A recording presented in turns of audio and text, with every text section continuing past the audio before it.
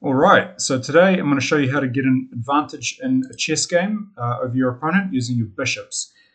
This is a strategic chess concept called good bishop versus bad bishop. So let's go over what that means, and we're going to end with an exercise so you guys can pause the video and see how you go. So first things first, what is a good bishop? What is a bad bishop? Essentially, a good bishop is one that's not blocked by its pawns. So in this position, the light squared bishop for white is a good bishop technically, even though this is a horrendous position because it's all closed up, because it can float around its pawns unobstructed. And the dark squared bishop is a bad bishop because it's almost like a entombed piece at the moment. There's no prospect for this bishop, and it doesn't add any value to your position as white, and it can't even defend your light squares. Likewise for black, he's got an entombed light squared bishop. It can't really move anywhere, and he's got a technically good on paper dark squared bishop here. But the position is very close. So here's a very stripped back position. Here there is no good or bad bishop. It's just a clear open position. Now to illustrate the point of how important it is to have a good bishop versus a bad bishop, this is a more normal type of position. It's semi-open or semi-closed, whichever way you want to look at it.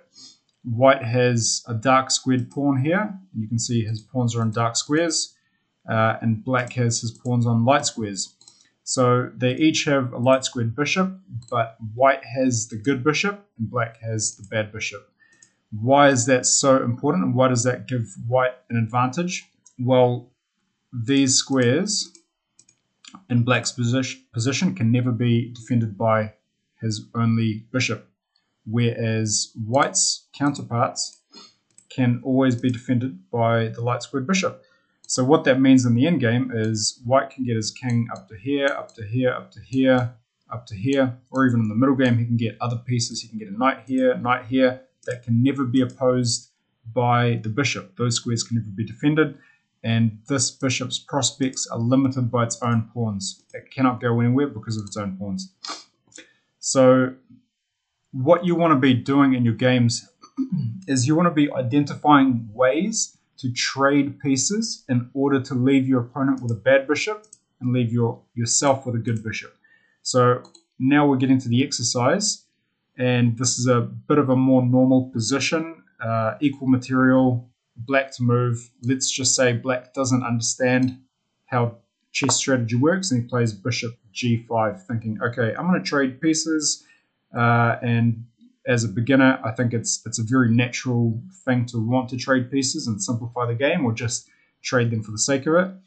White can instantly seize the advantage here by taking that bishop. And once the queen takes, let's assess the position. We've just traded dark squared bishops, materials equal. So what's the imbalance in the position? The imbalance is we've both got a light squared bishop, but your pawns as white are opposite on opposite color squares to your bishop, whereas black has an entombed dark squared bishop. This one has no real prospects. Even if you start moving, you move the pawn out to get it on the b7 square, it's still blocked by that d5 pawn, whereas white's bishop is free to roam. Now, instantly you just go f4 as white, and once black moves his queen back, knight f3, and let's assess this position and evaluate it. White is clearly better because he has more space. His pawns take more space in the position. Black's position's cramped. Again, where's he going to move his bishop? His bishop has no prospects. White's going to plonk a knight down on e5. Down the line, that knight could go to d3 and c5, and essentially white's just going to have natural play by continuing rook a e1, rook e3, rook lift across here, rook g3, f5 is going to happen, and white's just got the advantage. Black is purely on the defensive. If black wants to say, hey, I don't like your knight there, f6 to attack the knight, well, let's see what happens. White can just instantly move back and after he gets his rook on that file, now that e6 pawn is weak, the whole square is weak.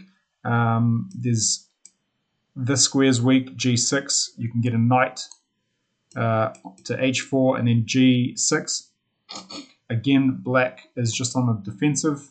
If black wants to close it up and play defensively, then he's just worsened his prospects even more, because white is just going to get his knight on e5 again, and that bishop is no closer to being a good piece. On the other hand, instead of playing f6, if black decides to take the knight, well, once white takes back, you can really see this is black just not understanding how to play chess properly. He's left himself with minimal space. He's left himself with a horrible bishop on d7. He's opened up white's f-file. White is just going to come crashing through. He's going to get an attack by getting his rook to f3, the other rook across. There's going to be heavy pressure on that f7 square. The queen's going to slide across and get onto probably h5 or g4, one of those squares. Apply even more pressure, or even just swap places so that the queen's on d3 and the bishop's on c2, and then apply pressure to h7. And this is an atrocious position, and you can kind of quickly see how we went from, let's go back a few moves. All that happened was black just went bishop g5, and once you take f4, queen back, knight f3. As white understanding the dynamics of good versus bad bishops, you've just gained an advantage here. So I'll stop it right there. Hope you guys learned something. This is just part 1 for how to use your bishops, and see you in the next video. Peace out.